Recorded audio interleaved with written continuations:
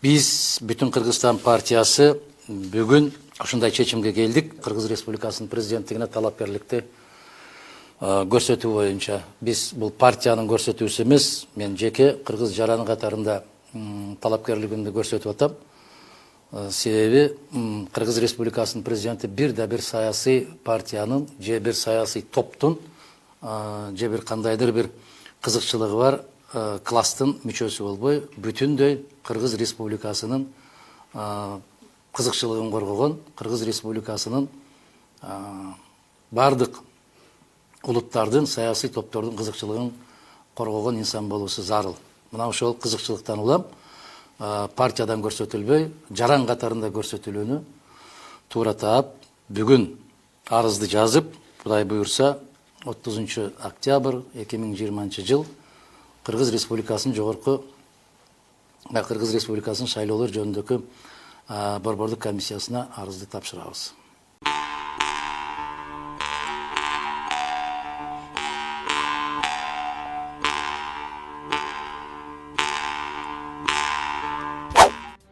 Бүтүн Кыргызстан партиясынын лидери Адахан Мадумаров президенттикке талапкерлигин коет. Бул тууралуу ал маалымат жыйынында билдиргенин партиянын басма сөз кызматынан тастыкташты.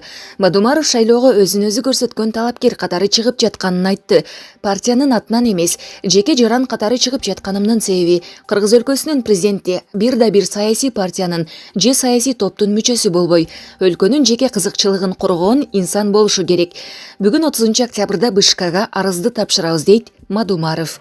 Буга чейин ал 2 жолку президенттик шайлоого талапкер катары катышкан. Эске салсак, президенттик шайлоо 2021 жылдын 10 январына белгиленген. Ага катышуу үчүн жарандар партиянын атынан же өзүн өзү көрсөтүү аркылуу талапкерлигин койсо болот. Булак суперкейжи.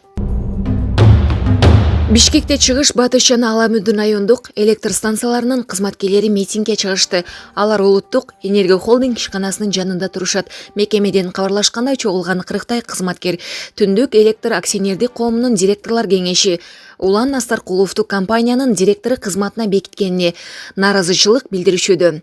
Митингчилер жаңы дайындалган жетекчи кылмыш ишинин фигуранттык катары өтүп жатканын белгилешет. Улуттук энергия холдинг мекемесинин маалымат кызматы Түндүк электр ишканасынын жетекчилиги бул боюнча кийинчерээк комментарий берерин билдирди. Булак Спутник Кежи. Республикалык наркологиялык борбордун кызматкерлери Саламаттык сактоо министрлигинин алдына нааразычылык акциясына чыгышты. Чогулгандардын айтымында министрлик алардын имаратына дерматовенерология борборун көчүрөбүз деп жаткан. Ал эми Саламаттык сактоо министрлигинин басма сөз кызматы бул тууралуу маалымат кийинчерээк берилерин айтты. Булак Говоритова. Саясий активист Мекенчил партиясынын мүчөсү Мелис Аспеков Facebook соц баракчасына иллюстрация болсун деп революция болгонун, бирок бул иллюстрация эмейли, люстра болуп кеткенин билдирди. Ал кадр маселесин тандоодо жаңылыштыктар жаралып жаткандыктан унчукпай олтура албастыгын, керек болсо аянтка чыгып, ачкачылык жарыяларын кошумчалады. Садыр Жапаровдун уктап жатканда эле жанында болбосо, калган убакытта көлөкөдө жүргөн Арызбек Бурханов деген аферист канча адамды алдаган бир эр кул жүрөт. Мен таң калганым. Садыр байке аны менин советнигим деп айтканын өзүм уктум. Ушул кантип болсун? Ушул сыяктуу туура эмес көрүнүштөр бар болуп жатат. Бүгүн дагы аэропорттон Бакыт Сыдыков кетпейт экенин билдим. Мындай болсо жеке мен башкача ойлонуп баштадым. Биз бир өзгөрүү болсун, люстрация болсун деп революцияны кылганбыз. Люстрация эмес, люстра болуп жатпайбы? Бул жазган үчүн байкеден бүгүн сөз угам. Балким келтекчеймин, бирок мен чындыкты айтканга көнүп калгам. Ушул экөөнү кетирбесек, анда аянтка чыгып, боз үй тигип, ачкачылык жарыя кылам деп билдирди Аспеков. Булак Элдик медиа. Салам алейкум туугандар. Мен боюнча анча-мынчаларды жазып атат. Ошондуктан видео аркылуу кайрылып коеюн дедим. Бул кызмат боюнча. Мага бир эле кызмат эмес, бир нече кызмат сунуштады. Акыркы жолу СЭС Бишкекти дагы беришти. ГРСти дагы сунуштап атышат. Бирок мага кызмат маанилүү эмес. Мага Кыргызстандын келечеги маанилүү. Эч кандай кызматына да барбаймын. Үсөн Сыдыков аэропорттон кетмейинче. Революция Үсөн Сыдыковторго арналып жазалган эмес. Арзымбек Бурхановга окшогон аферисттерге арналып жазалган эмес. Кыргызстандын кең келечеги үчүн революция жасалган. Ошондуктан андай сөздөрдү айтпагыла, жазбагыла, билбегенден кийин. Кимге кызмат маанилүү, алар кызматта отурат да эле уже. Ошондуктан ушинтип чыгып айтып коеюн дедим. Саясатты коюп, мына азыр жума намазга келели андан көрө. Бир нече күн мурун эле эмгек жана социалдык өнүгүү министри кызматынан кеткен Улукбек Кочкоров Facebook баракчасы аркылуу ачык кайрылуу жасады. Анда ал министрлик кызматтан өз арызы менен кеткени тууралуу жаңылыктарды интернеттен окуп таң калгандыгын айткан. Ошондой эле Кыргызстан кыйын кырдаалга кептелди деген пикирин билдирген. Булак репортер Кейжи. Улуттук коопсуздук мамлекеттик комитетинин төрагасы Ташиев Москва шаарында мигранттар менен жолугушуу өткөрдү. Бул тууралуу репортерго Орусиядагы мекендешибиз ишкер Азамат Адылгазиев билдирди. Мекендешибиздин айтымында жолугушуу 29 октябрь күнү Москва шаарындагы президент отель мейманканасында болгон. УКМКнын төрагасы эмне себептен барганын ачыктаган эмес. Эмнеге келгенин билбедим. Бажыда коррупция жок. Азыр баарын тазалап салганбыз, баарын камайбыз, каралар башкарып жатат деген жалган. Азыр бүт жерде мыйзамдуулук орноду деди. Жолугушууга келгендер көп деле суроо берген жок. Атайын бир топ барган окшойт. Мурдагы элчини жамандашты. Берилген суроолорго үстүртөн эле карайбыз, чечилет, иштеп жатабыз деп жооп берип жатты. Бул жака эмне максат менен келгени, кимдер менен жолукканы тууралуу айткан жок деди Азамат Адылгазиев. Белгилей кетсек, УКМКны жетектеген адам чет өлкөгө барып мигранттар менен жолуккан көрүнүш алгачкы жолу болуп жатат. Атайын кызматтын басма сөз кызматынын жетекчиси Рахат Сулаймановго байланышып, Ташиевдин Орусияга болгон сапары тууралуу сураганыбызда маалымат берүүдөн баш тартып койду. Азырынча эч нерсе айта албайм. Келсин анан маалымат берейин деди Сулайманов. Белгилей кетсек, Ташиев 16 октябрда президенттин милдетин аткара баштаган премьер-министр Садыр Жапаровдун буйругу менен УКМКга жетекчи болуп барган. Булак репортер Кейжи. Кече 29 октябрда Кыргызстандын тышкы иштер министри Руслан Казакбаев Нур-Султан шаарына жумушчу сапары менен барып, Казакстандын премьер-министри Аскар Мамин менен жолугушту. Бул тууралуу тышкы иштер министрдин басма сөз кызматы билдирди. Жолугушууда Казакбаев казак тараптан өлкөнүн бюджетин колдоо жана азык-түлүк коопсуздугун камсыз кылуу үчүн каржылык жардам көрсөтүүнү өтүнгөн.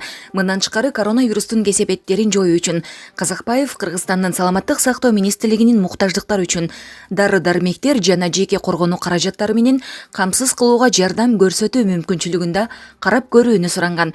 Сүйлөшүүлөрдүн жүрүшүндө тараптар саясий, соода-экономикалык, суу-энергетикалык, транспорт, логистика жана маданий-гуманитардык чөйрөлөрдөгү кыргыз-казак кызматташтыгынын маселелерин талкуулашты. Ошондой эле мындан аркы өз ара аракеттенүүнүн келечегин белгилешкен. Булак репортер Кейжи. Ветеринария жана фитосанитардык коопсуздук боюнча мамлекеттик инспекциясындагы коррупциялык иштерге шектелип, ведомство башчысы Калысбек Жумаканов жана жетекчилик кызматтагы бир нече киши кармалды. Бул тууралуу УКМКнын маалымат кызматынан кабарлашты. Билдирүүгө караганда, УКМКнын коррупцияга каршы кызматы мамлекеттик инспекциядагы коррупциялык схеманы аныкташкан. Анда ири мүйүздү жана майда малга вакцина, биопрепараттарды сатып алууда бюджеттик каражат мыйзамсыз чыгарылып кеткени белгилүү болгон. Аталган инспекциянын айрым кызматкерлери мамлекет үчүн пайдасыз келишимдерди түзгөн. Тагыраагы малдын саны көбөйтүлүп жана препараттар кымбатыраак баада көрсөтүлгөн. Мындан тышкары мамлекеттик сатып алуулар боюнча тендерлерге башка компаниялардын катышуусуна тоскоолдук кылынган деп айтылат билдирүүдө. Эсеп палатасынын аудитинин жыйынтыгына караганда, ири мүйүздүү малга бруцеллезго каршы вакцина алуу боюнча бир гана фактыда мамлекетке 31 миллион сомго чыгым келтирилгени аныкталган.